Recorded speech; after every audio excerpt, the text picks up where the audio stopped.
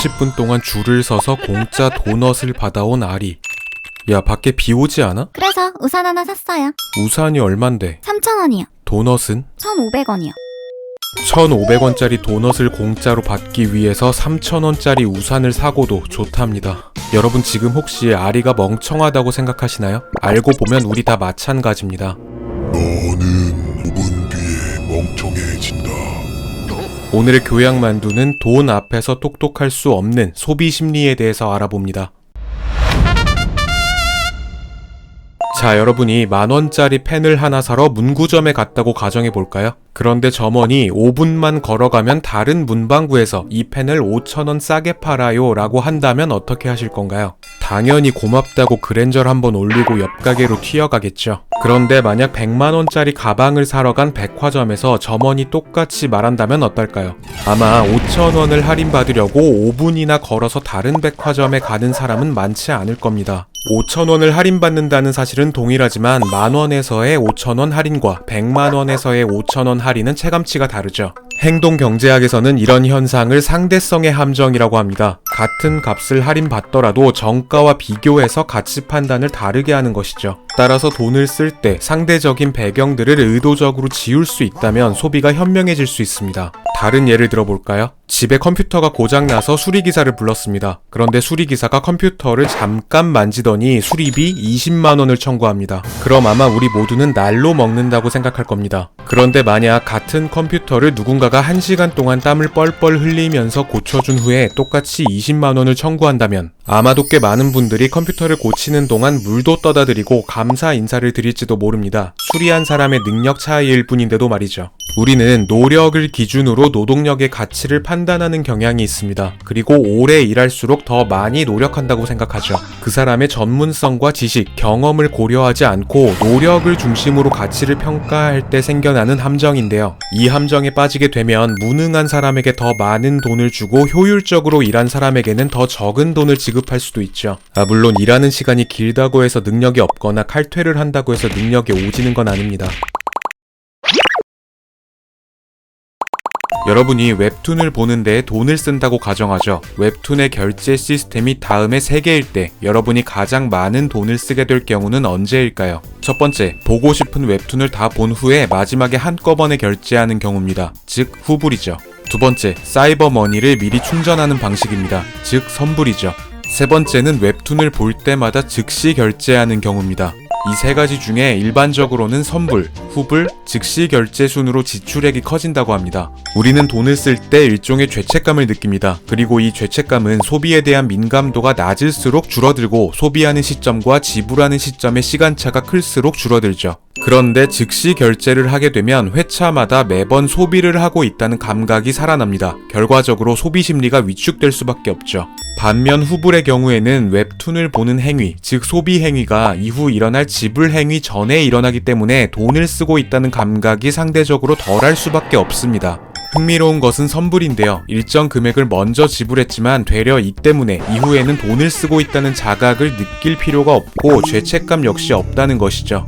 또 하나 재밌는 건 이 죄책감이 소비뿐 아니라 부정행위를 할 때에도 적용된다는 것인데요. 예를 들어 짬미가 집에 믹스커피가 없어서 회사 비품인 믹스커피를 슬쩍 집으로 가지고 갑니다. 분명 나쁜 행동이지만 믹스커피 정도로는 아주 큰 죄책감을 느끼진 않겠죠. 그런데 만약 믹스커피를 사겠다고 회사 동료의 저금통을 몰래 가져간다면 어떨까요? 이건 진짜 도둑이 되는 기분일 겁니다. 왜냐면 도둑질이니까요. 결국 돈이 눈에 보이지 않으면 죄책감은 현저히 줄어든다는 것입니다. 돈을 직접적으로 획득하지 않으면 부정행위를 저지르고 있다는 사실조차 자각하지 못하는 경우가 많고 심지어 자신의 부정행위가 별일 아니라면서 정당화하기도 쉬워지는 것이죠. 추추는 OTT 서비스 2개를 놓고 어느 것을 구독할지 결정해야 합니다. 반드시 둘 중 하나는 선택해야 하고 A는 월 구독료가 13,000원, B는 만원입니다. 이럴 경우 우리는 내가 선호하는 컨텐츠를 어떤 서비스가 더 많이 가지고 있는지 꼼꼼하게 체크한 후에 결정하겠죠. 그런데 만약 A의 구독료가 3,000원이고 B는 빵원이라면 어떨까요? 이 경우에도 서비스가 가진 컨텐츠를 분석하고 따져서 신중하게 결정하게 될까요? 두 경우 모두 A와 B의 차이가 3,000원이라는 것은 동일합니다. 그런데 선택지 중 하나가 공짜일 경우 사람들은 3,000원 정도는 지불할 용의가 있었으면서도 대부분 공짜를 선택할 것입니다. 우리는 본능적으로 손해를 볼까봐 두려워하는데 공짜를 선택하게 되면 손해를 볼 가능성은 제로가 되기 때문이죠. 하지만 공짜는 종종 전혀 예상하지 않았던 방식으로 비용을 초래합니다. 예를 들어 B를 선택했는데 막상 내가 꼭 봐야 하는 드라마가 없다면 어떤 방식으로든 드라마를 보려고 돈을 쓸 가능성이 있죠. 한 어린이집에서 있었던 일입니다. 하원 시간, 아이를 늦게 찾으러 오는 부모들이 점점 많아지자 어린이집에서는 지각 벌금을 걷기 시작합니다. 그런데 벌금을 부과하기 시작하자 오히려 지각하는 부모들이 더 많아졌는데요. 벌금을 부과하기 전에 부모들은 지각을 할 때마다 선생님들에게 미안함을 가졌습니다. 그리고 그 죄책감은 서둘러서 아이를 데리러 가도록 만드는 동기가 됐죠. 그런데 벌금을 부과하기 시작하자 이 죄책감이 사라져버린 겁니다. 벌금을 내면 되니까 이제 늦을지 말지는 부모의 상황에 따라서 결정하면 그만이었죠. 뭔가 잘못됐다고 느낀 어린이집은 다시 지각 벌금을 폐지합니다. 이후에 지각은 다시 줄어들었을까요?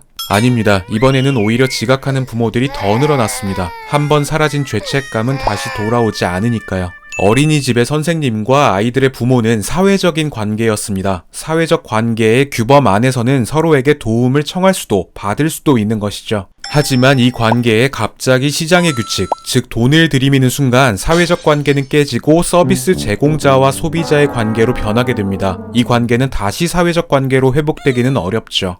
경제학자인 댄 에리얼리는 비슷한 실험을 하나 하는데요. 길을 지나가는 사람들에게 트럭에서 소파 내리는 일을 도와달라고 부탁하는데 A 집단에게는 큰 금액의 수고비를, B 집단에게는 푼돈의 수고비를 제안했고 마지막으로 C 집단에게는 아무런 대가 없이 도움을 부탁했습니다. 그 결과 큰 수고비를 제안받은 사람들과 아무 대가도 제안받지 않은 사람들은 기꺼이 도와주었지만 푼돈의 수고비를 제안받은 사람들은 그냥 가버리는 경우가 많았죠. 선의를 발휘해 도움을 줄 수 있는 사람들도 돈이 언급되면서 시장 규칙을 적용받게 되는 순간 금액과 내 노력의 가치를 저울질하게 된다는 뜻입니다.